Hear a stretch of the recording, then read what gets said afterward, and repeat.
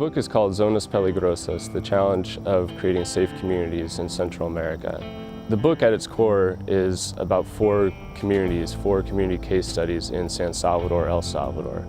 And what I was interested in seeing was how those communities do or do not come together to solve problems, especially the problem of crime and violence in their communities.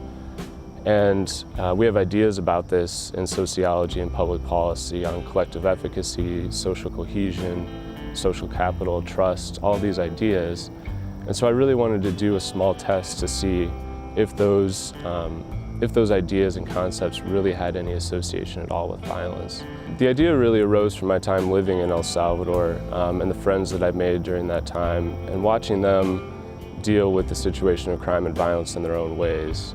Some who had to accompany their children to school each morning to make sure they got there safe, pick them up again in the afternoon to make sure they got home safe, taking time off of the work, losing their jobs because of it, all the way to attending funerals for families and friends of my friends, and watching how that really impacted them to their core and their life course.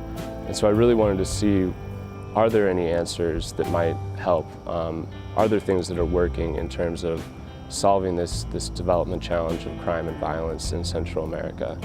And that's when I set out to do the research.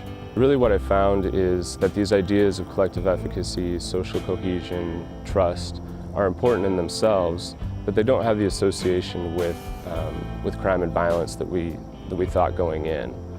And I think that's a key finding to help understand how we go about solving this problem going forward.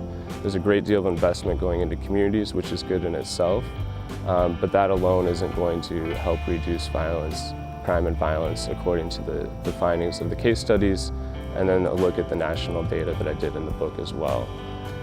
So I think the biggest takeaway is not only to understand that, but to understand that it's okay to look at policies and program theories overall and challenge them and really make sure that they're sound all the way to their core before we accept them and move forward with them.